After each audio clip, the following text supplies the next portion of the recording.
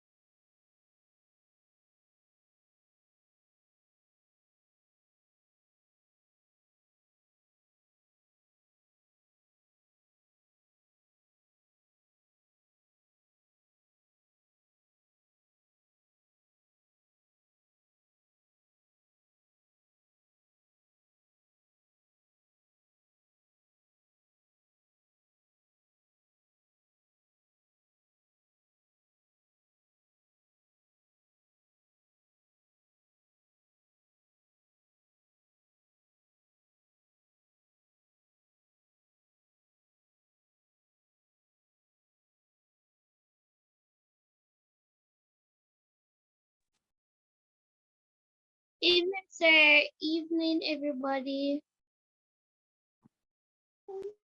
Hey, Carla, how you doing? Just reaching him, sir. All right, hurry up and go get a cup of tea and come. We're starting in 4 more minutes.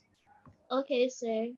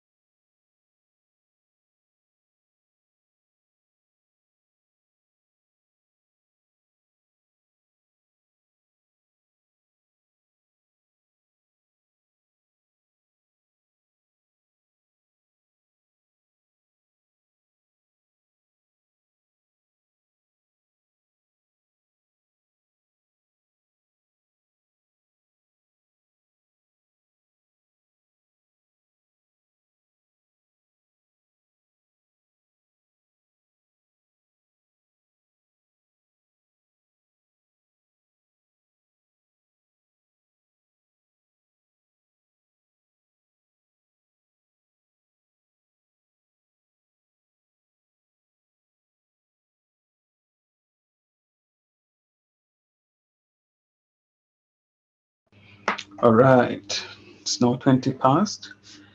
Um, are we there?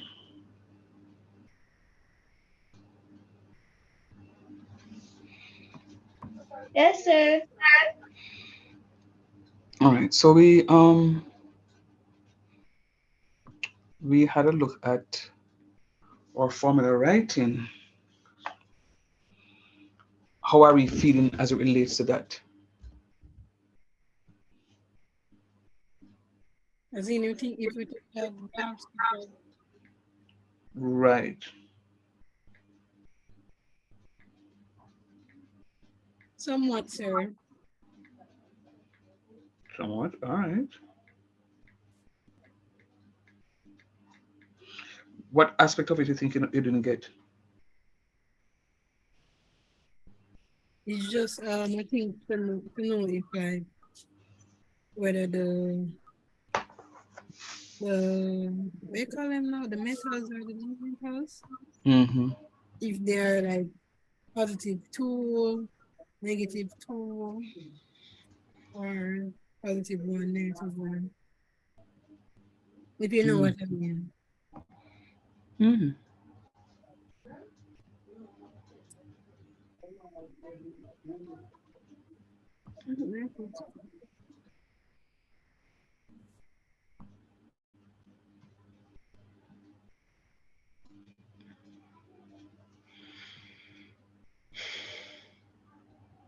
All right. So the truth of the matter is they will come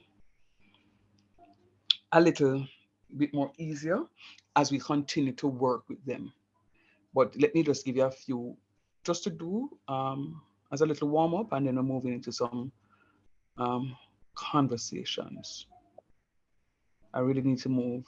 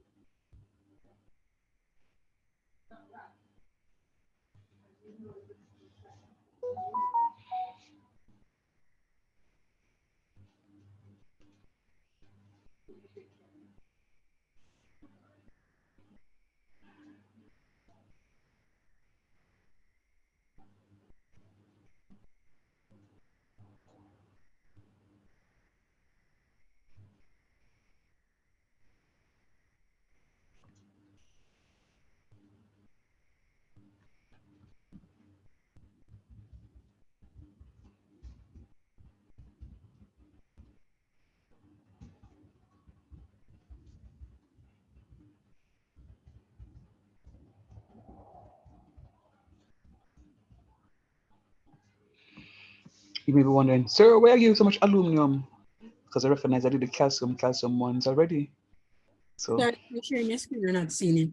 oh, there you go. Yeah, I am. Calcium phosphate. I'm not sharing it yet. I'll Oh, come in. Calcium phosphate, aluminum phosphate, magnesium phosphate.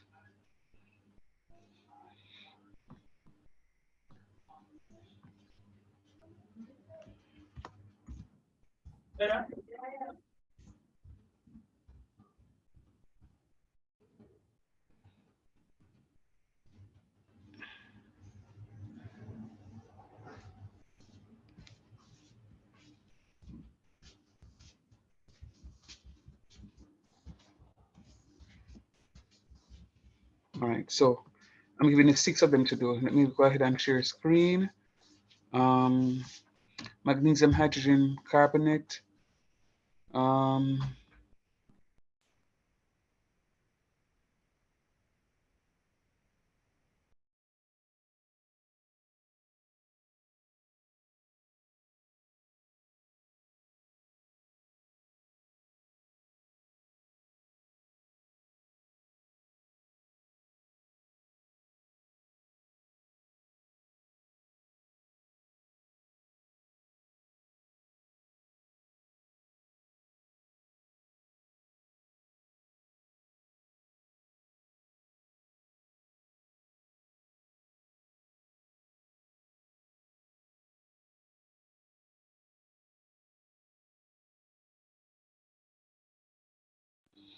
All right. So I was talking to myself a while ago. Did I send a document that we use in class on Monday to you? Send it to us via email. No, via WhatsApp. I'm not on WhatsApp myself. I wouldn't know if they sent it or not. Oh, why are you not there? Alicia, can I add her for me, please? Alicia, did you see the? I am not on WhatsApp. Oh crap. Oh crap. All right. That's why I normally share the notes that I use in class. Yes, sir. The That's why I junk. normally Yeah, that's why I normally share it.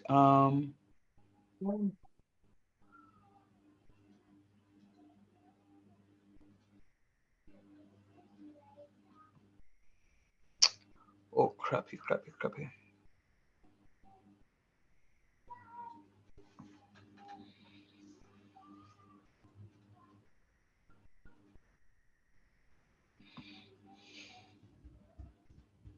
Yeah, I don't know if this would be easier to just probably make like a folder in Drive and share it with us so we can have access to it.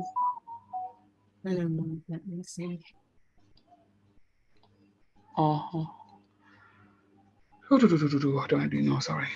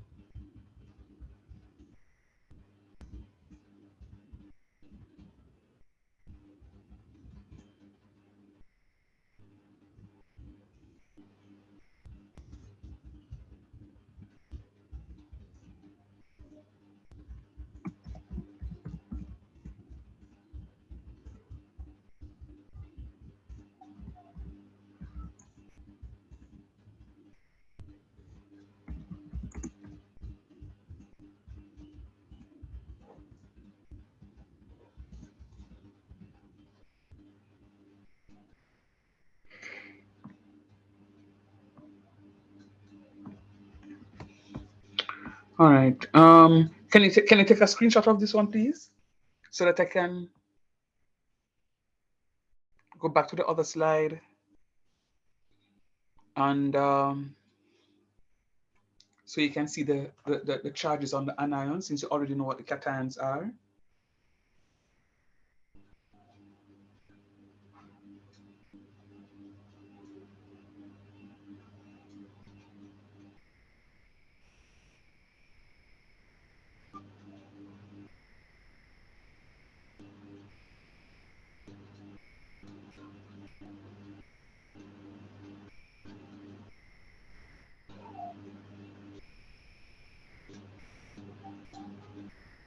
I mean, take pictures, take No, no, screenshots. no, just take a screenshot of this with the question, and Okay.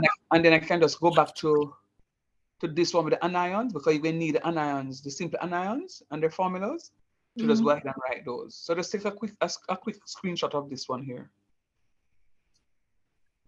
Done.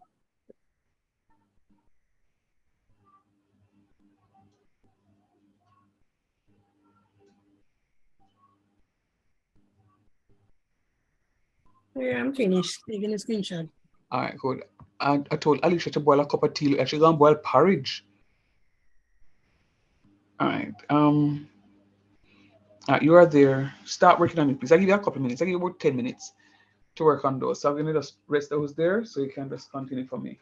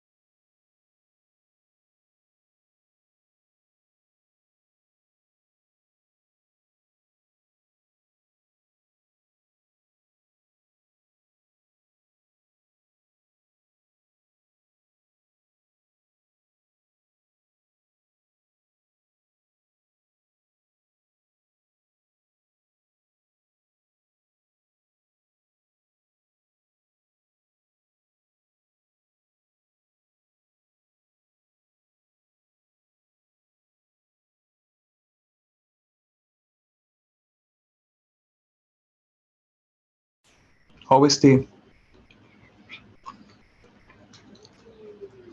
So you can go back to Alice if you can get it. On that, Yes, sir.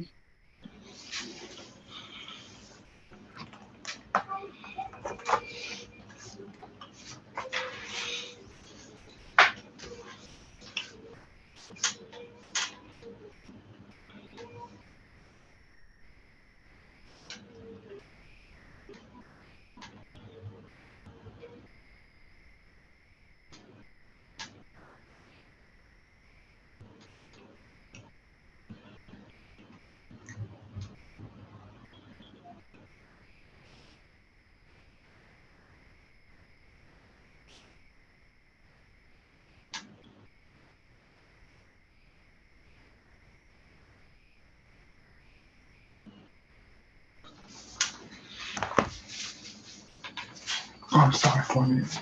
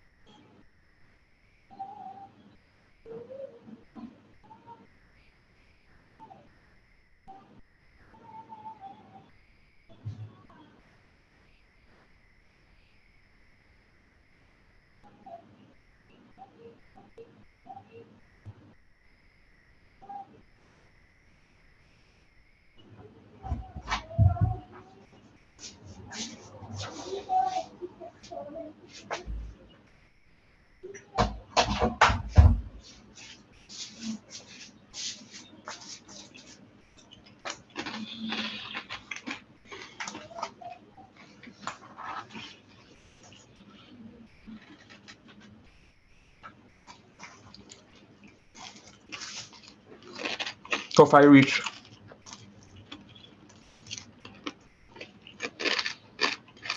Okay, the last one. good job. Adisha,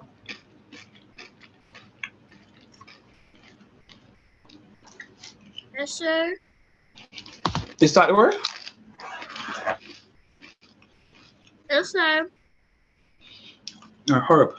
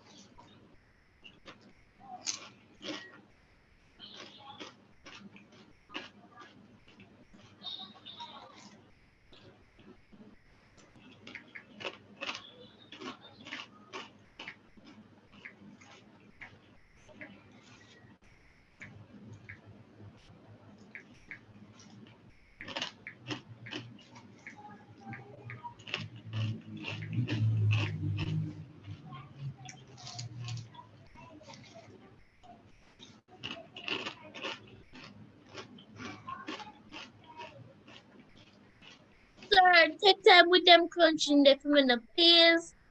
Leave me alone now. Let me enjoy my popcorn. Sure. You know some popcorn well fresh. Alright, sir, I get one this time. You drink it tea already? I'm drinking my soup. All right, good.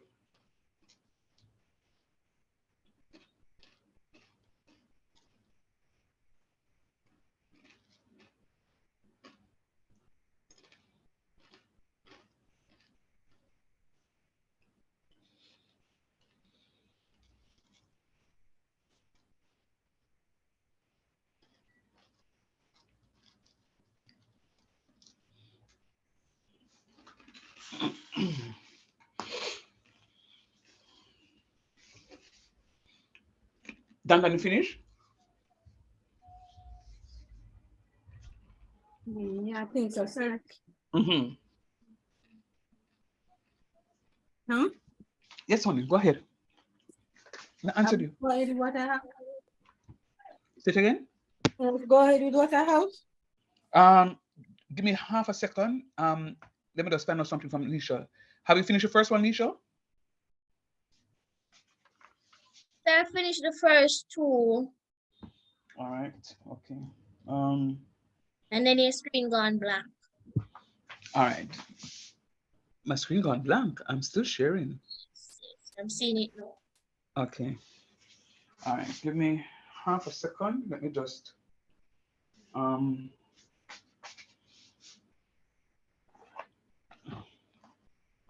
Now, hurry up and it, Nisha. By the time I've changed over this computer, I can work the first three, so then I can see how she has done on those. Okay, sir. Mhm.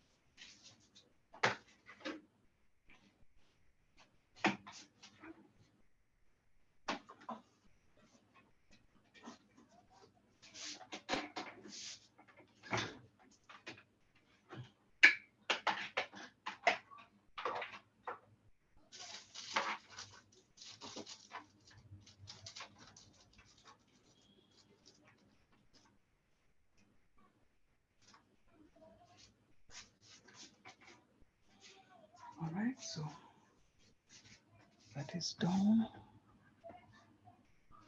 Sir, 1 minute, please. You're going to step out for 1 minute, please. All right, no problem, hon.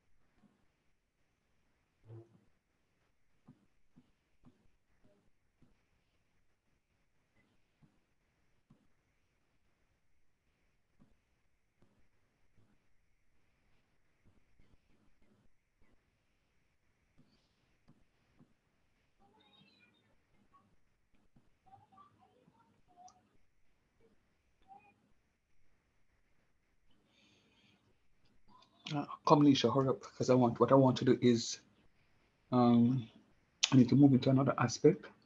I want us to have a Sir, conversation. the aluminum hydrogen carbonate confuse me now. All right, so look at the anion for the hydrogen carbonate. So the hydrogen carbonate there is Yes, HCO7 and minus. the negative up top, sir, is it means one, right? Very good. Yeah. That means it's going to be ALHCO3 because 3 cancel 3. No, it's not a 3 minus. No, no, not the 3 minus there, the 3 down bottom. No, ma'am, you don't trouble the subscript. It's just a superscript if you look at. Oh, Yes, ma'am. Always.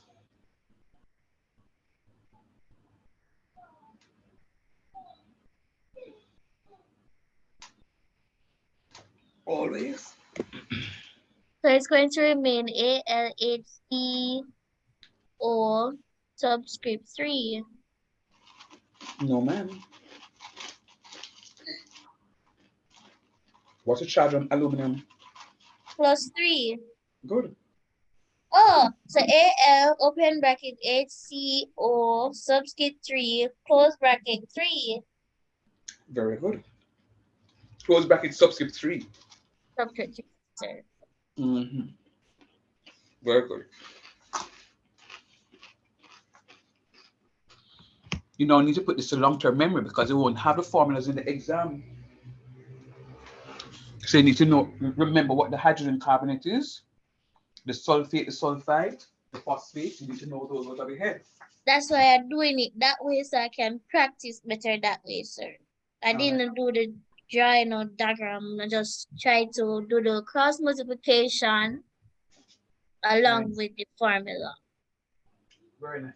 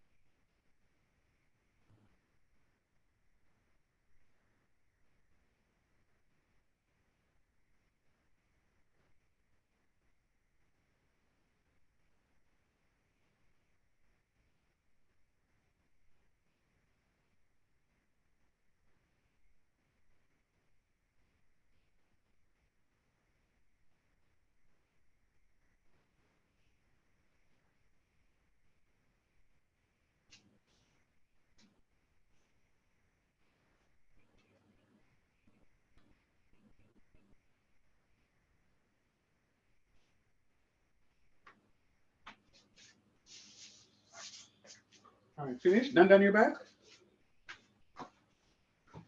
Yes, sir. All right.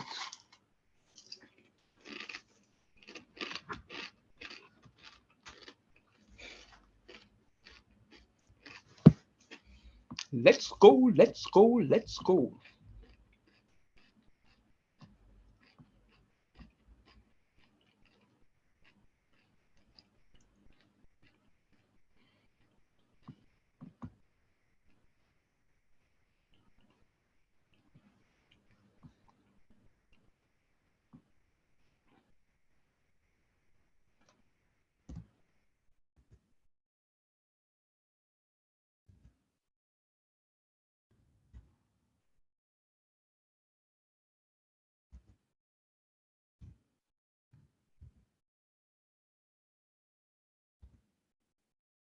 All right. I name them, I number them so that when I'm doing this stuff, you can see exactly what it is that we are talking about. All right, now listen to me. Do not give no trouble tonight here.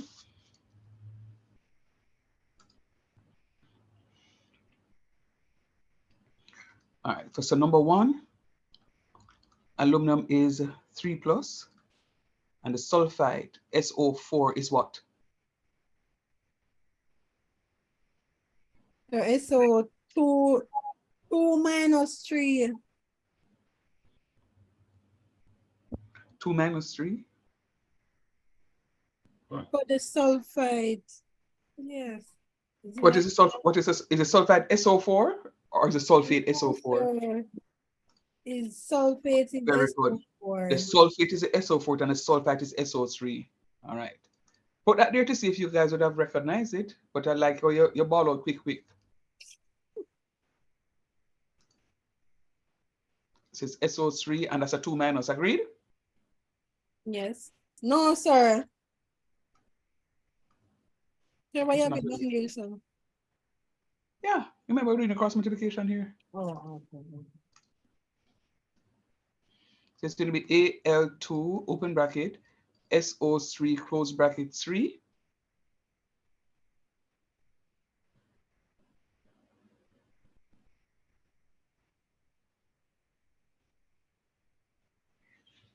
Hello? Oh, so you're asking us now? Mm-hmm. Yes, sir, that's what I got. You got that done? Yes, sir. Okay. After you told me that we don't trouble the subscript. Right. And then the aluminum sulfate now is Al3 plus, and this is going to be on the SO4 2 minus. And when we do our cross multiplication, we're going to end up with the Al2 2 open bracket SO4. Wait. SO4 3. So you see how close they are? Yes, just They a may slight mix-up can be a difference. right. So they may have similar physical properties. They may look alike, similar physical properties, but their chemical properties will be different. Similar physical properties, but their chemical properties will be different. Hello.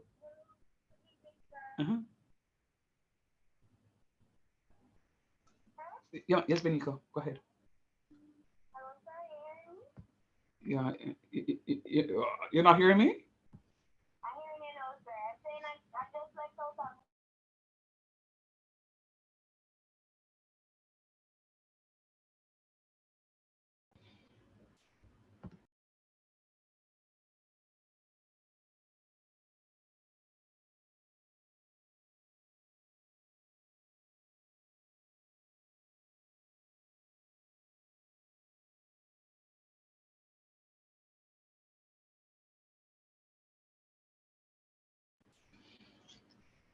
All right, so so they will have similar physical properties. Their appearance may look alike, but their chemical properties are going to differ.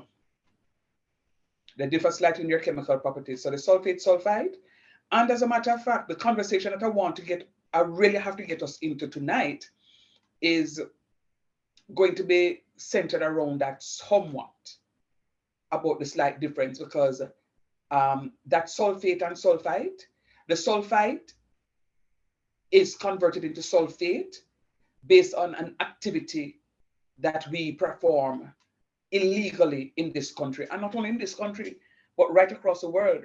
And we don't recognize that what it is that we do have implications to life forms. Some of the things that we are suffering from now, for example, the drought.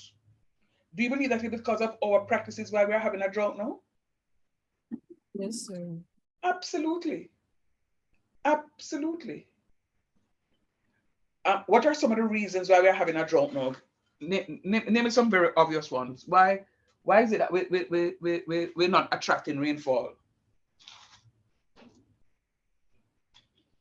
What's the major one? So, guess you overuse it. In what? Or waste it in a case where, like, when we're washing the dishes, some persons leave the pipe running or brushing their teeth. Well, Mistake yeah. around the shower. So we don't conserve. Right. Good. What else? Hmm. The deforestation can contribute. Absolutely. Absolutely. Deforestation is a major effect that we're having now. The major one. Every house you drive by in the corporate area that is being renovated, them lit down the old house, take out the whole of the trees them, and I put up apartments. Sometimes these apartments don't even have trees. Sometimes a little one tree they put at the front, because they're clearing the land to put up buildings. So it's like a concrete jungle, so it's very hot. Very hot. We lit down the trees again to plant to build roads and large companies, factories. So we're not attracting the rainfall. Yesterday was no, yeah. Yesterday was National Day of Forest, sir. right, International Forestry Day, and today is International Water Day. Water Day. You see what I'm saying? So we're not taking care of the environment. And it's only getting worse, sir, because they continue to build these apartments. Yes, miss. Yes, miss. So you know, I don't know. It is for me. I don't even know how to describe it. It is just a painful thought. Frightening, sir. Frightening. And we don't recognize what is to come, For the future generation. Absolutely, and even for us too, because some of us will live to. Yeah, some of us started feeling the effects of it already. Absolutely. Because even today when I went out in this hot sun, it felt like it was burning my skin. And the effects of the depletion of the ozone layer, so that these dangerous rays get through to cause skin cancers, is very rampant. Back then in the day, people never used to talk have skin cancer. No, what was that? You talk about skin cancer, like, what is that? But no, the amount of people that are having skin cancer, thank God for our little melanin, we can withstand some of it. But the ones, and not because we are black people, it means that we can't get skin cancer. We have cases of blacks having skin cancers. But some of these people now are, taking their sun baths, because, they want to put on a little tan, or, whatever the situation is, boom. So that's the conversation we're going to get into, in another couple of minutes. I just want to finish off this and then we just turn our attention to that in a couple of minutes.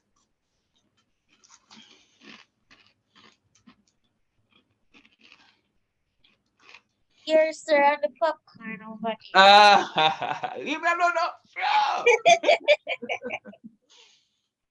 All right, aluminum carbonate. AL. Carbonate is what? CO3, 2 minus? Yes, H. AL subscript 2, open bracket, CO. Sir. Oh. Okay. That's it? There is 3. Okay, thank you. So why you keep doing that? Because I want to make sure that you know. I want to make sure that you know. So we sir get 2 from me. I don't want to check it out. Me 2. Yeah, aluminum carbonate is one of those popular ones that we may come across a lot because these are earth metals we're talking about here, the magnesium and the aluminum. They're found in the magnesium for sure. So we have to really be very careful and be respectful for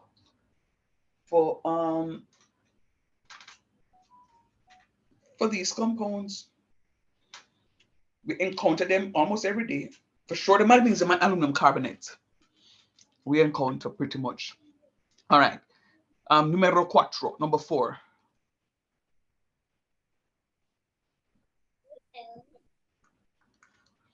Aluminum hydrogen carbonate. Aluminum is 3 plus, hydrogen carbonate 8CO3, and that's a -1. That's a -1. The AL open bracket 8C subscript 3, close the bracket, subscript 3. Very good. The -1 almost get me, sir, but me never make it get me.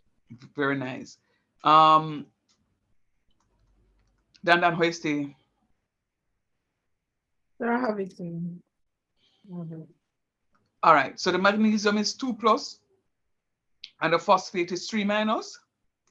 Mg subscript 3, open bracket P4 subscript 4, close bracket subscript 2. All right, you know, I know you catch it. Dan, how you stay?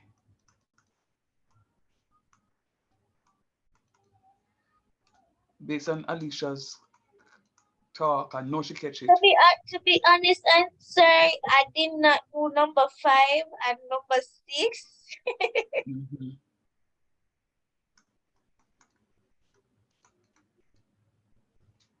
Magnesium hydrogen carbonate. Remember, the hydrogen carbonate, HCO3, is minus. All right, so the HCO3 here is going to be minus. And you know the magnesium is 2 plus. So you're crossing the thing, so it's going to be Mg, and the HCO3 is going to be times 2, right there. All right, no answer.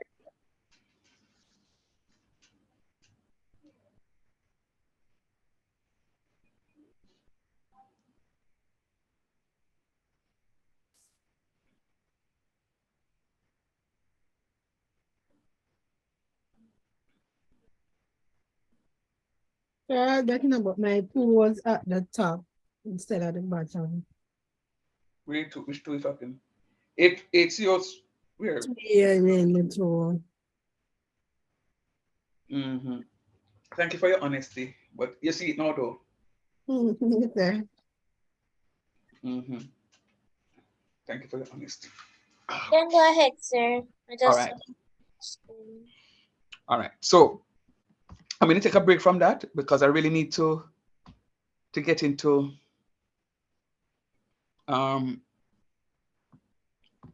some real conversations with you on the other aspects of the environmental chemistry. I am not finished with the unit 1, but I have to. Huh? I was saying you got to jump. I have to jump. Yeah, I have to jump. I've had you at a place where we can look at that. Um, Good. So there are a few more areas that we need to go through. Let me just show you what it is that I'm looking at here, so you can see with me.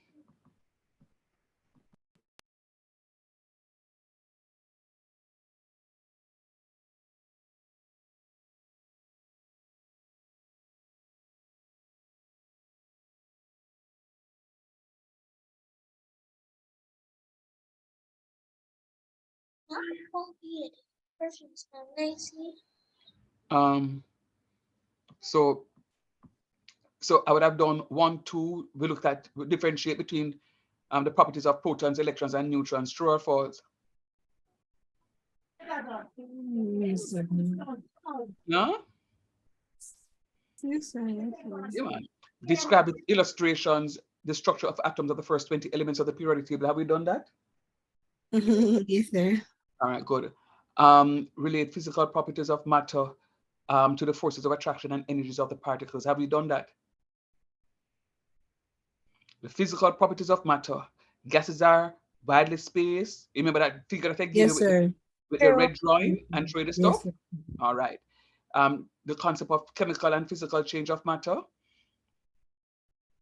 It's on that same, Yes, it's on the sir. same Osmosis handout. equation. Right, it's on the same handout that what I talked to you about here. Discuss the evidence provided by the fusion, osmosis, Brownian motion in support of the particulate nature of matter. Have we done that? True. Huh? Yes, True. yes, Oh, sir. okay, okay. I thought he said no, but he said true.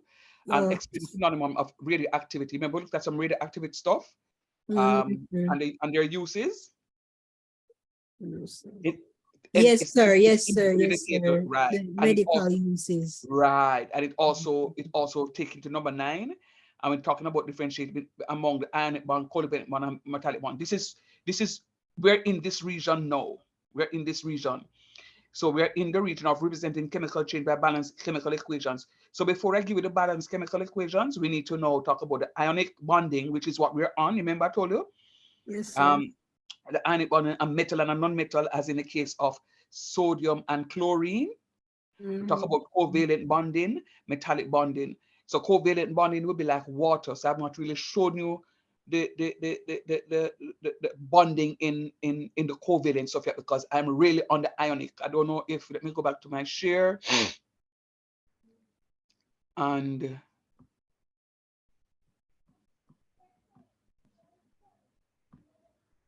are you seeing that one? Yes, sir. Right. So this is what I was talking to you about, a metal and a non-metal to give you an ionic bond. Right. So this is where I'm at. So I don't move into the covalent one yet, but the truth is, I'm feeling a little worried that I'm still on unit 1. So I'm taking a break from here. So this is where I will pick up from the covalent bond, and then we'll talk about things like chemical. This will lead into number 11, the chemical change and balance equation. We need to describe the number 12, 13, 14, 15, and 16. So I'm aware that I'm not finished with one, but I really have to take a break. I need to jump into, we need to look at the hydrosphere. We need to look at the atmosphere, and then we're going to look at the lithosphere, and then that will take us into the end of the course. We need to look at the policies there, but we'll talk about the policies as we get into the stuff. So I have those 3 stuff to do. These here will be a lot of conversations that we'll be having. So I think, what should I start with? Should I do the hydrosphere first or do the atmosphere? Which one you want first, the atmosphere or the hydrosphere? Okay, atmosphere. You want the hydrosphere? Alicia, what you say, Alicia? Sir, I said the atmosphere. All right, let us look at the atmosphere. Yeah. Let us look at the atmosphere. I mean, we can go through the atmosphere pretty quickly. Sir, we're mostly familiar with the atmosphere because we breathe it, cannot breathe water. Well, you can, but you're going to be As we drowned. can say, Yeah, you can. Right. So we are going to we're going to be having a conversation where we're going to be looking at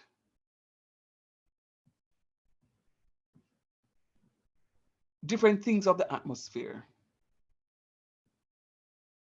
I will just have a conversation. We just talk about some stuff. And I'm going to share a part of a slide with you. Um, just talking about the composition and structure of the atmosphere. Just have a conversation um, of it. And then, okay, don't share that tab yet.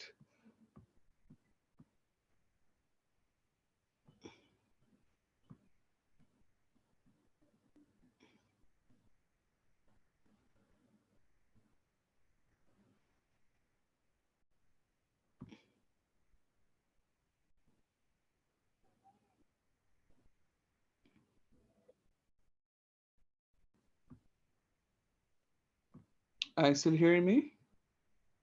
yes, sir. All right, I want to show you a video. Um,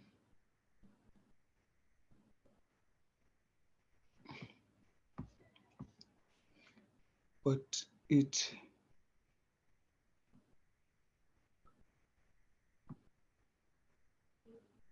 and then no, I can't show you that. Okay, then fine. So let us go through this video. We're gonna watch this video once. It's only 9 minutes, and then we have a conversation on it, because this is where now I'm gonna ask you to read very widely so you can get the information. So let me share this. I'm sharing. Are you still hearing me? Yes, sir. Are you hearing this also? No, You're sir. not hearing the sound? Maybe I have to share with the sound. No, I'm gonna share the sound. I'm gonna share the sound now. Okay.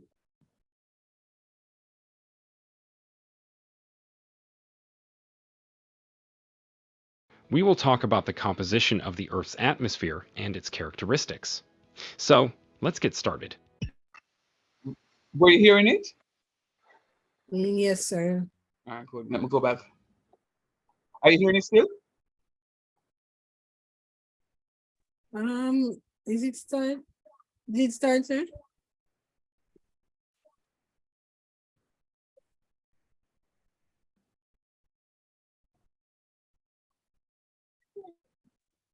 I'm not hearing anything. No. I was hearing. As we mentioned in a Not previous hearing, no, video, sir. the Hearing. atmosphere is the gaseous layer that surrounds the Earth. In this video, we will talk about the composition of the Earth's atmosphere and its characteristics. So, let's get started.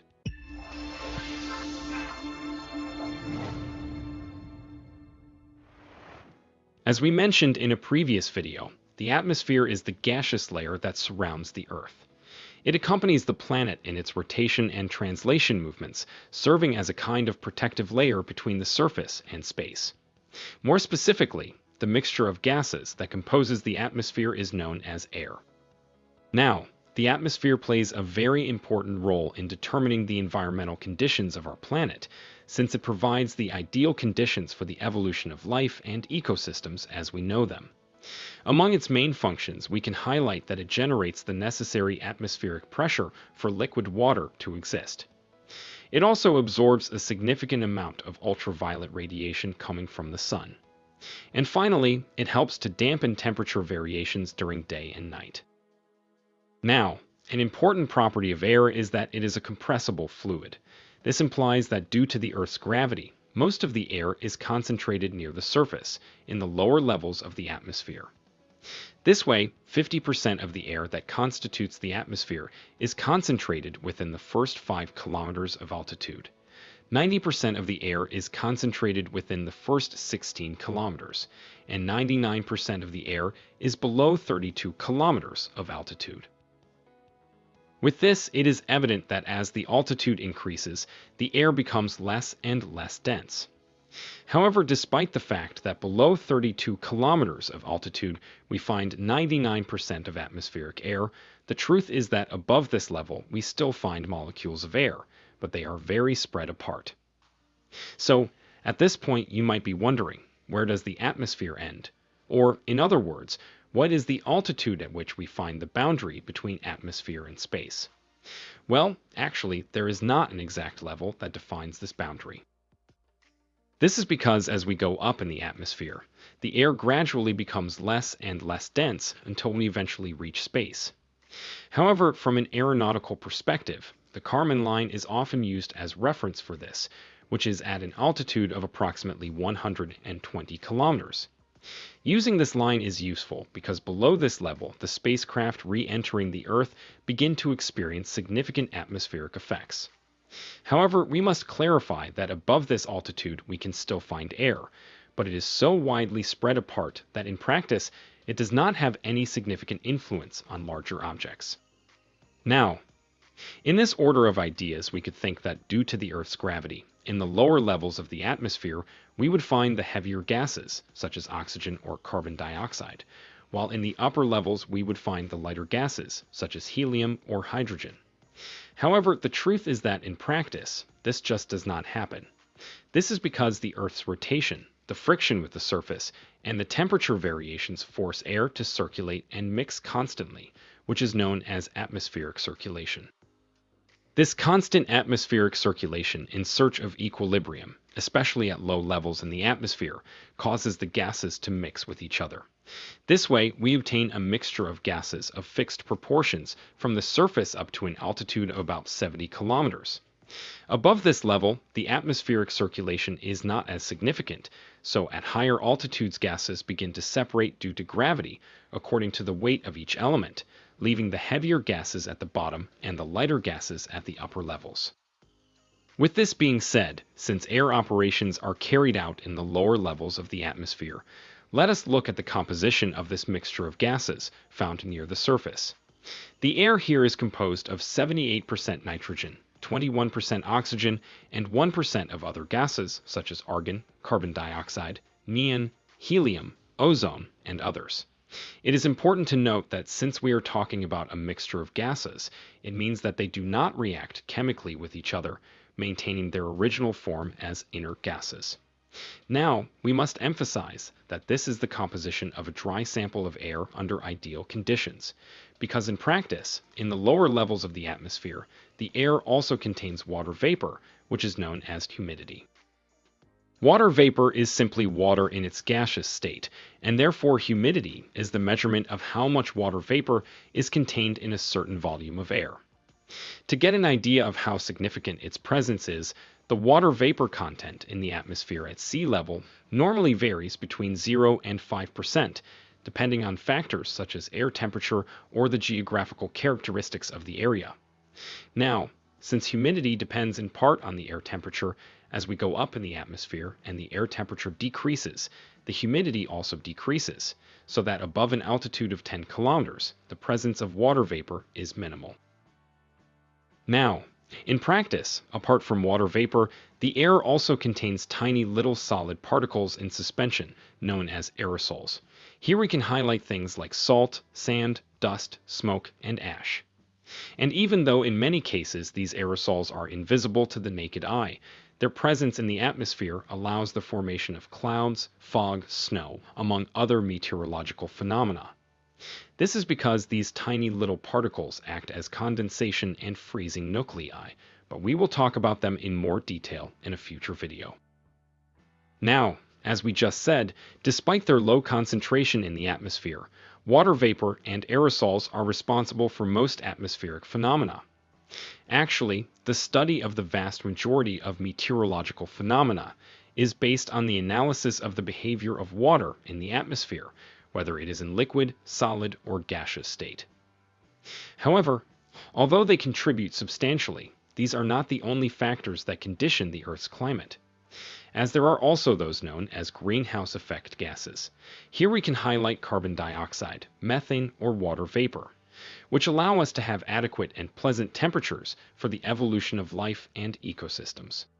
Let's take a look at a quick explanation of what the greenhouse effect consists of. During the day, the sun emits shortwave radiation that is absorbed by the Earth's surface, causing its temperature to rise. This type of radiation passes through the atmosphere easily, as it is not absorbed by the gases that constitute the air. However, during the night, the hot surface emits long-wave radiation back into space, but on its way, this type of radiation is absorbed by some gases in the atmosphere, specifically the greenhouse gases. This effect prevents all the heat from being lost back into space, since some of it remains trapped in the atmosphere, allowing temperatures to be suitable for life. Now, it is important to clarify that this greenhouse effect is necessary to maintain the natural balance of the planet to a certain extent. The problem is when there is an excess of these greenhouse gases, as this necessarily leads to a general increase in global temperatures. This phenomenon is known as global warming, and it generates significant climate changes among other negative effects on ecosystems, but we will not go into detail on this topic in this video. Let's move on to the atmospheric properties. Air, being a mixture of gases, is a fluid and therefore has physical properties such as pressure, temperature, humidity, density, among others. These are directly related through the ideal gas law, which implies that a change in one of these variables will necessarily affect the others. In addition to this, we must take into account that the values of these variables change depending on the region, season, weather, and altitude. In fact, the most significant changes in these variables occur with altitude, since as altitude increases, the pressure decreases at a higher and higher rate, as we can see in the graph on the right. However, unlike pressure, as we can see in the graph on the left, temperature has a rather curious behavior, since depending on the altitude range analyzed, temperature can increase or decrease at different rates. And it is mainly for this reason that according to the behavior of air temperature with altitude, the atmosphere is divided into different layers. Each of these layers has different characteristics and phenomena that make the temperature behave in one way or the other. However, we will talk about these layers in more detail in the following video. I hope the information presented in this video was useful. If so, don't forget to share, like, subscribe, and leave a comment down below.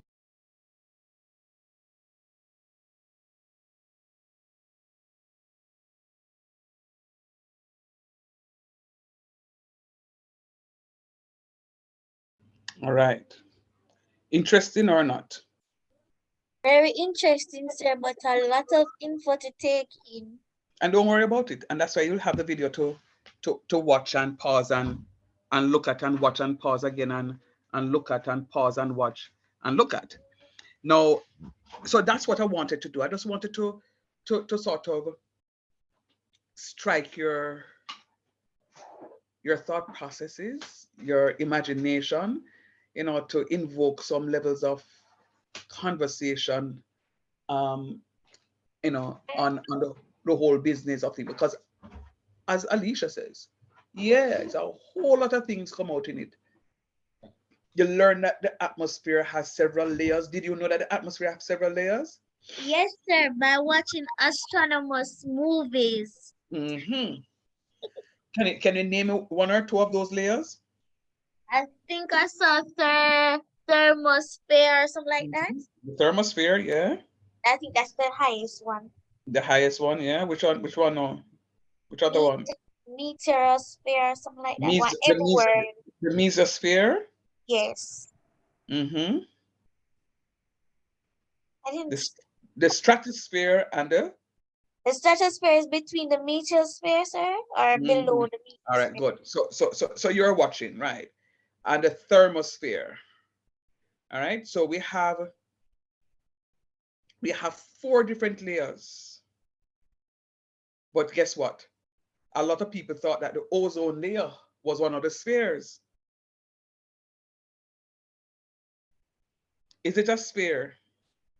That's a question that you are going to answer in during our next class. So we recognize now that we have these many spheres that we need to deal with, but we also recognize what are, give me the composition of air. What are the give me the composition of air. What compounds make up air?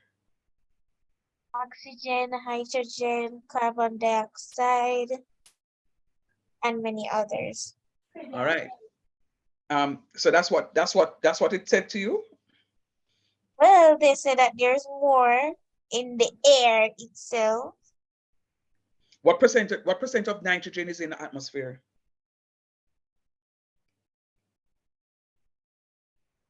Sorry, 78. 78%. What percent of oxygen is in the atmosphere?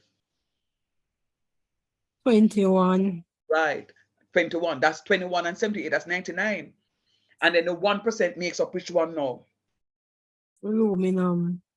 Yeah, the hydrogen and the other ones that Alicia was talking about there.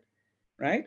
So you recognize now that nitrogen and oxygen, when those two are combined, they form nitrogen dioxide. That means nitrogen dioxide is an important compound for us for this course.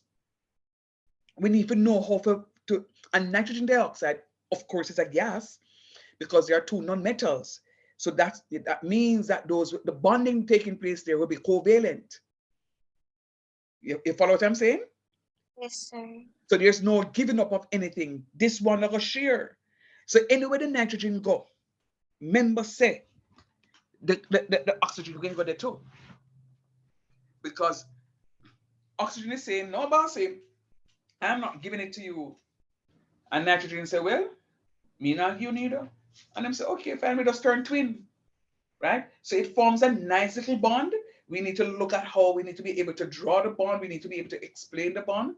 And we need to talk about those. One of the things in the video I looked at and I smiled to myself and I said, well, that's why I did what I did first. You see, it spoke about the homogeneous mixture of air in the atmosphere.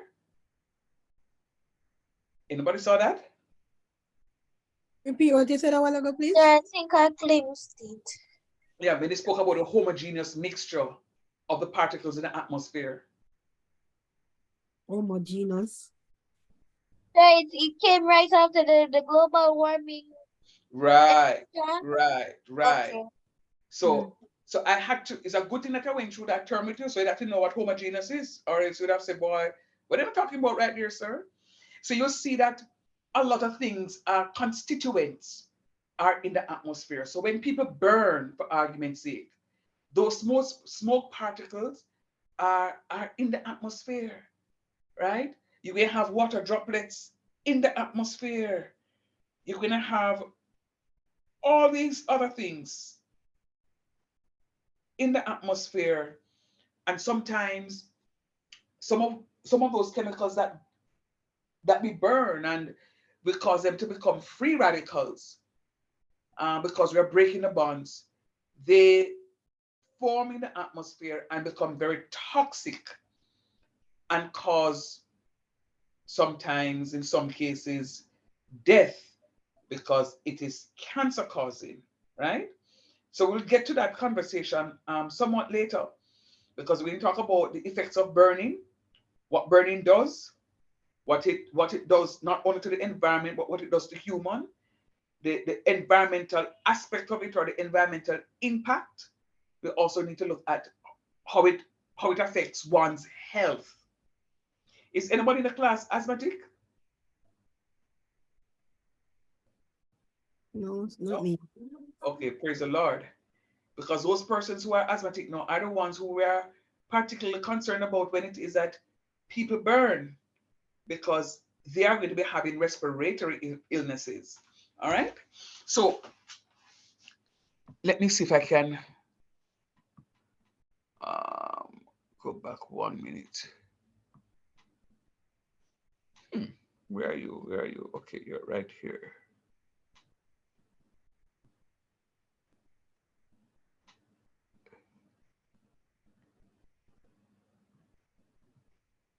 Um, it it also gave you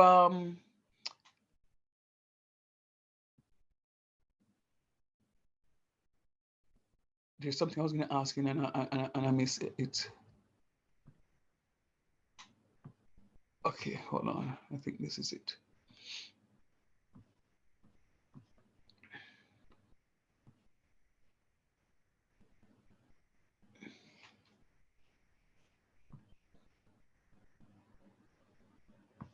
Are you hear me? Yes, sir. Go ahead. Okay. Now I was just I'm trying to share something here. Sir, is it true that if you inhale helium, it changes your voice? It sure does because it's so light. I want to try it. Are you crazy? You talk very Yes, nasal. sir, I heard it before. So what they do sometimes is, especially for Christmas, when they have the helium balloons, because it's so dense, it's less dense, Mhm. so it floats. So the ones that are denser than air will sink, but the ones that are less dense will float. So they use the helium-filled balloons. Now, if your balloon is filled with helium and you decide that you're going to inhale some of the helium, it's gonna sound very, it sounds crazy. And a lot of these guys Sounds high pitched like mine. well, just imagine if your pitch is high, what it would sound like if um if you were to inhale helium. It That's will why I'm sound curious, sir. it will sound even higher. Trust me. It will sound even higher. It will sound even higher, my love. Trust me. But okay, I was looking for something and then you asked a question and I stopped. But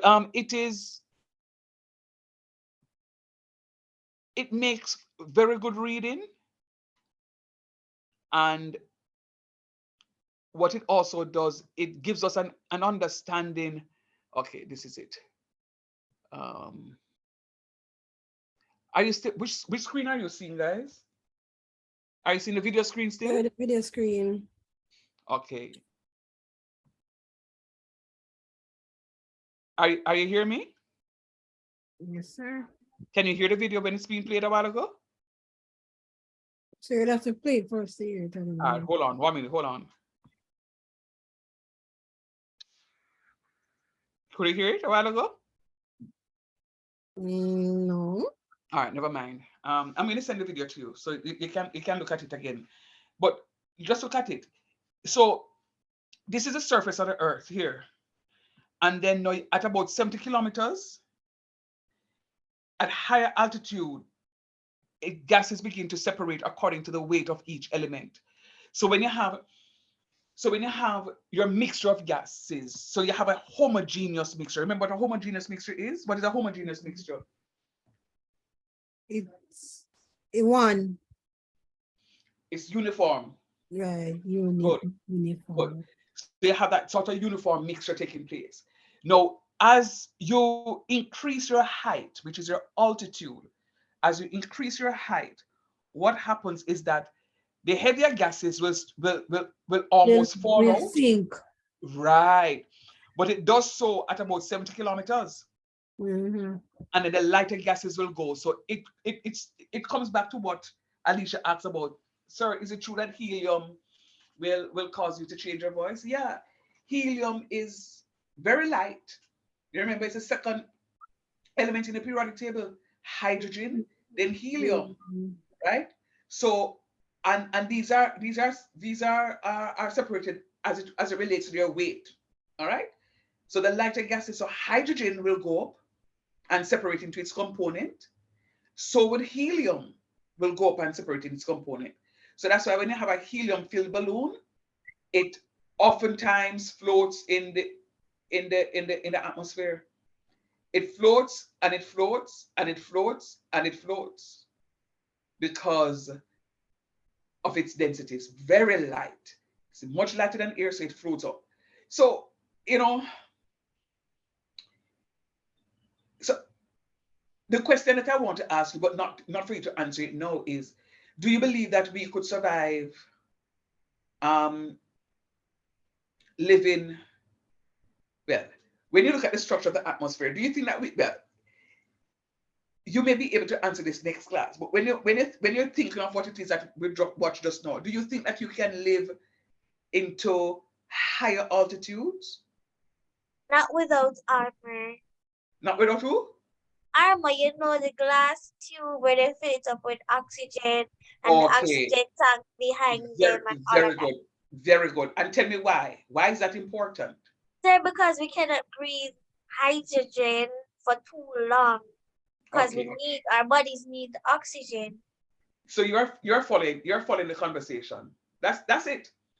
So we have to have some artificial oxygen up there with us, because remember, the higher you go, is the more these gases begin to separate according to their weight of the elements.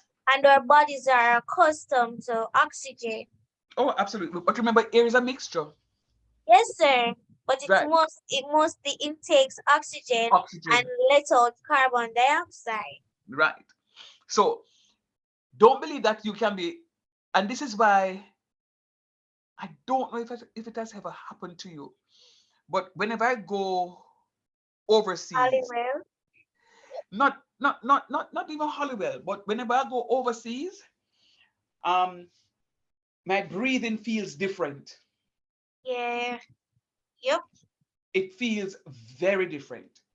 If you go, if you go up to Blue Mountain, That's what I was saying, sir, on the hill. Like mhm, I went to the waterfalls, going is not right, a problem, sir. But when you're coming back, it feels talk like truth, all the hair is sucked out of you. talk truth. Yes, man, it's real talk. Um, Funny story. One of my past students touched base with me today, and said that he's moving up to Colorado. And I said to him that, oh, I remember Colorado all too well. Went there for a math conference. And it's so funny that we're talking about this now, because when we deplaned, uh, you know, about three of us went from the college, representing a college. When we deplaned, the atmosphere in the aircraft was normal, and we never felt anything different. But you see, when we deplane and the snow falling there, the air it felt so dry that it almost started to burn, and you started to feel some needles and the whole stuff, and it just felt different. You see, after a week, your teacher was putting on, getting ready to go back to the airport the night. And I just, you put on your shoes and your tiny shoelace, and I held my head down just to tie my shoelace, and it's like it turned on a water pipe. I had a serious nosebleed, Mhm. and the blood was just flowing. It was just flowing. I mean, I went into the bathroom and it was just flowing. It's as if I was, and I mean, it so happened that it ended up dropping on my Not, shirt not enough oxygen is in your blood. because of the altitude. It was because of the altitude, and I had to get some ice and cramp the top of my nose. I mean, I used to travel with nosebleed, but that was many years after. And I mean, I felt it coming on. I said, nope, I can't be having a nosebleed because I don't have nosebleeds anymore. And when the nose started to bleed, and I went to the host and I said, I am having them. Said, don't worry about it. You'll be fine. It's the altitude. Let me tell you something, man. He said, when I come back to Jamaica, weeks after, I still had blood. When I sneeze, was up there. So, what am I saying to you? If you ever think that you can be a bird and go up there, you're going to die. You will die. Right? And this is why the people in space, they can't walk. You recognize they don't walk in space? They fly. Because the air is so light. It's very light. So, Very, sir, very. when you go Uh-huh. on the moon, that is not gravity holding them down for sure, but I see that they hop. Yeah, they do. Because they can't walk.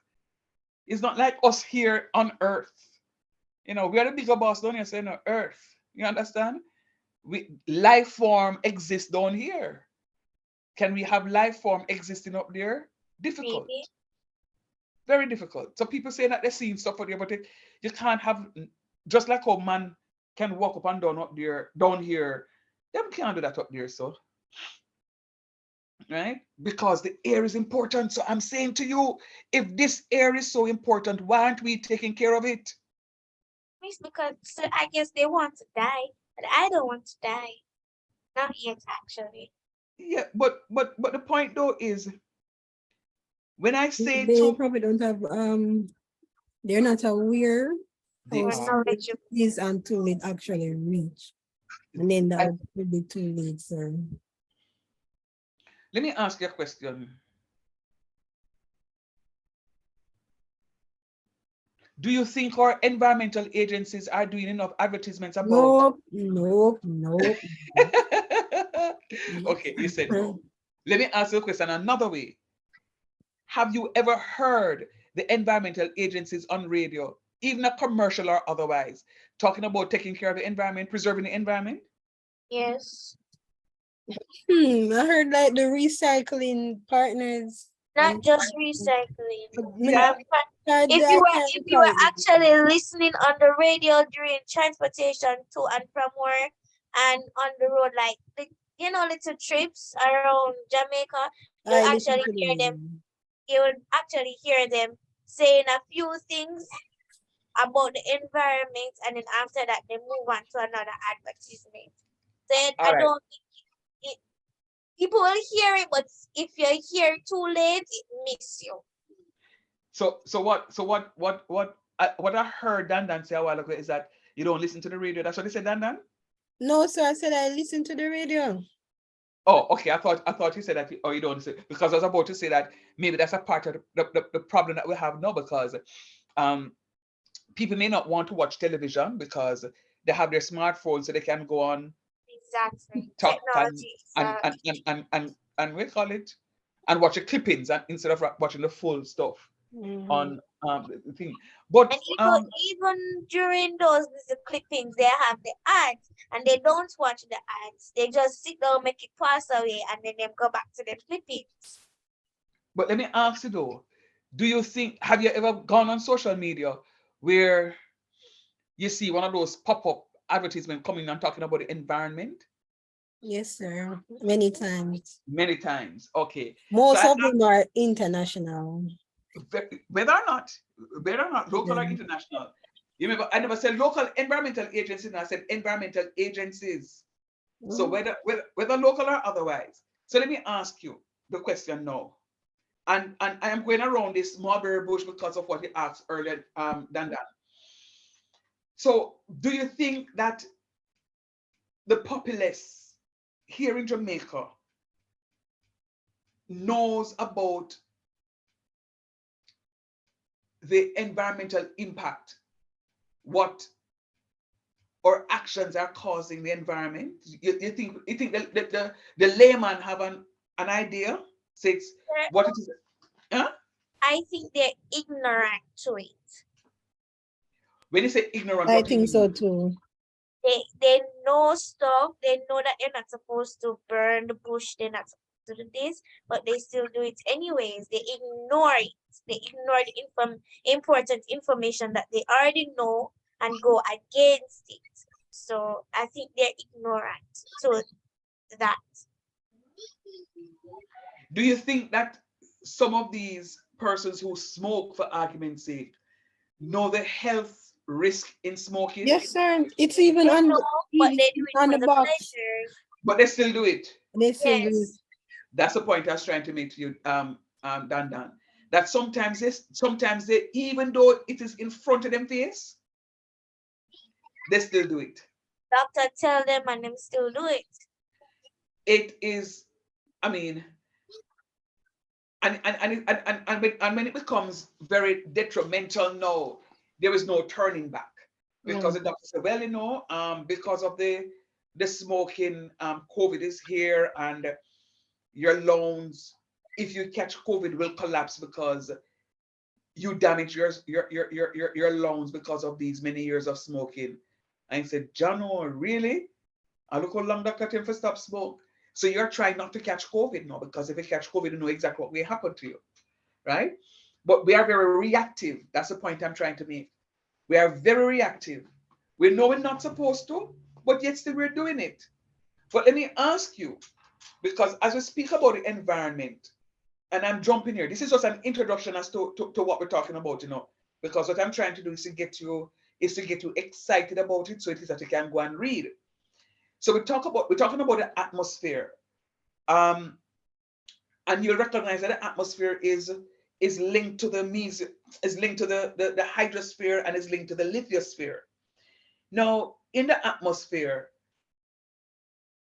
when people burn their garbage, what do you think happens to the environment? There's a lovely word I will often use. It causes what? Air pollution?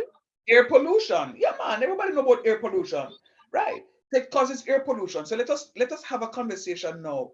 Um, and it's just, it's, as I said before, it's to ignite your interest, because I really want you to go and read widely about it now. So come Monday, God's willing, we can have a serious debate on what is happening here when we do our individual read. Um, so your neighbor is burning their garbage. Do you know exactly what is being burnt in those in your neighbor's garbage?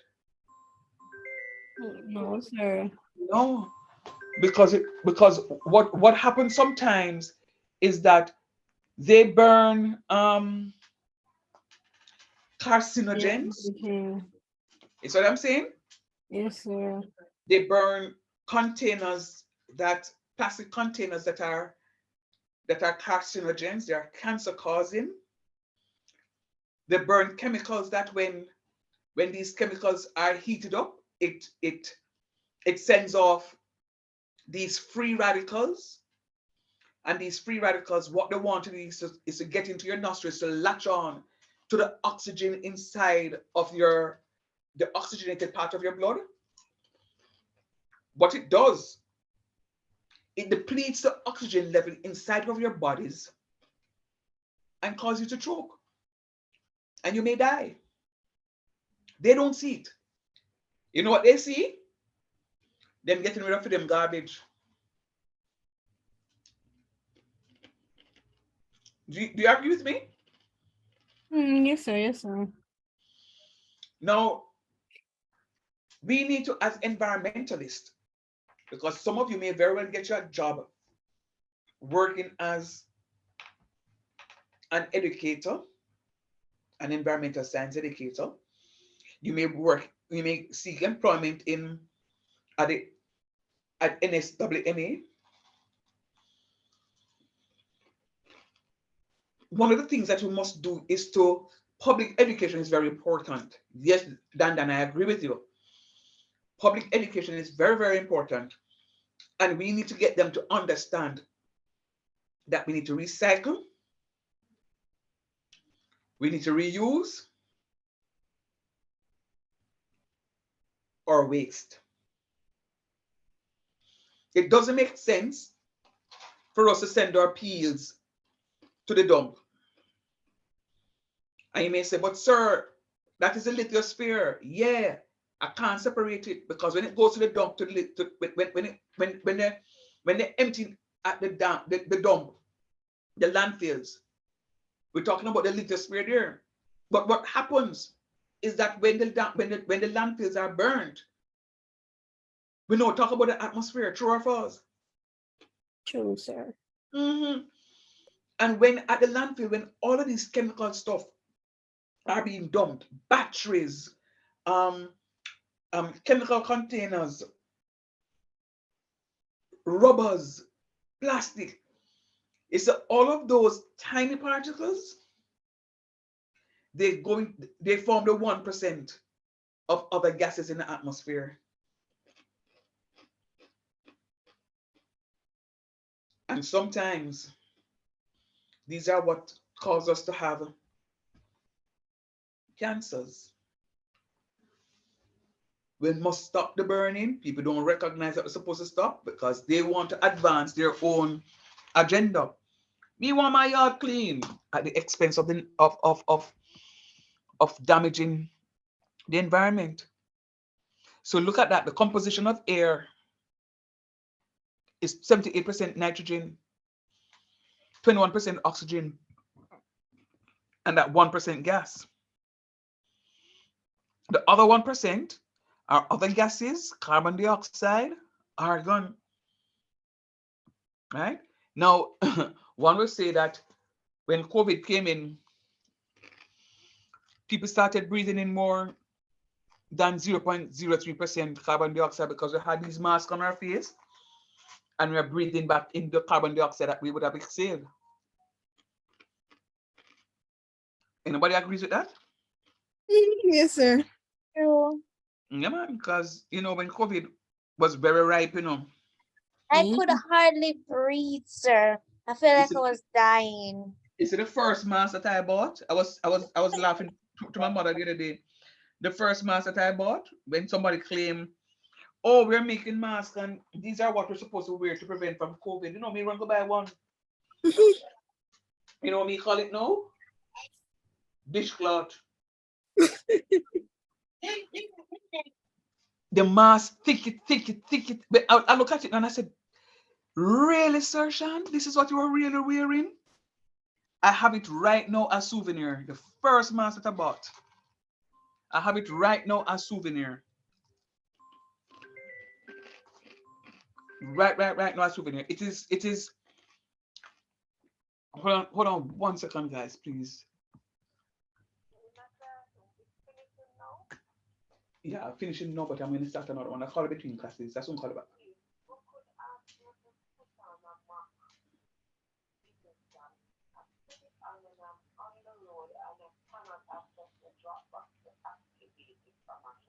Can send it to me. Send it to me.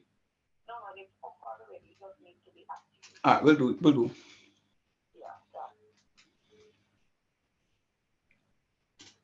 Hello? Good, thanks.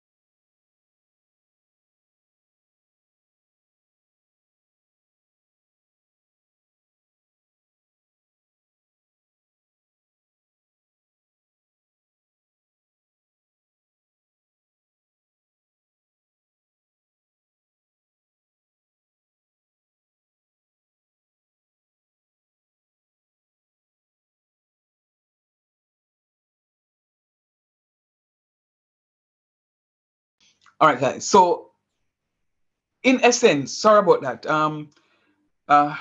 My assistant was calling me regarding something for another class to take place at 7 o'clock.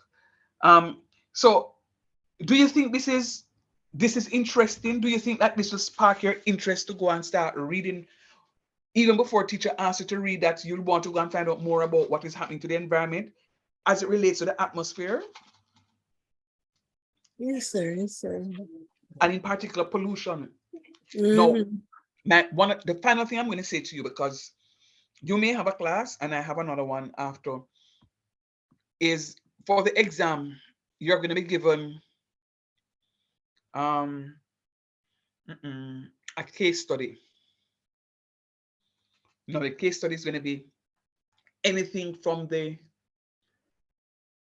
from the environment. So for example, seeing that we're on the atmosphere, for example, they may give you something and a case study that is dealing with the atmosphere. So you will need to know things like the composition of air.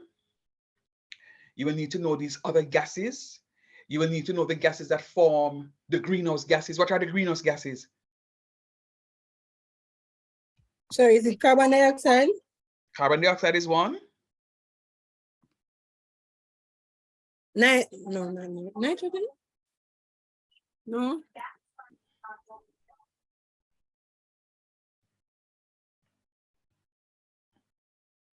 Carbon dioxide, continue. Carbon So I was dioxide is, asking if nitrogen is one. remember, nitrogen is a composition of air.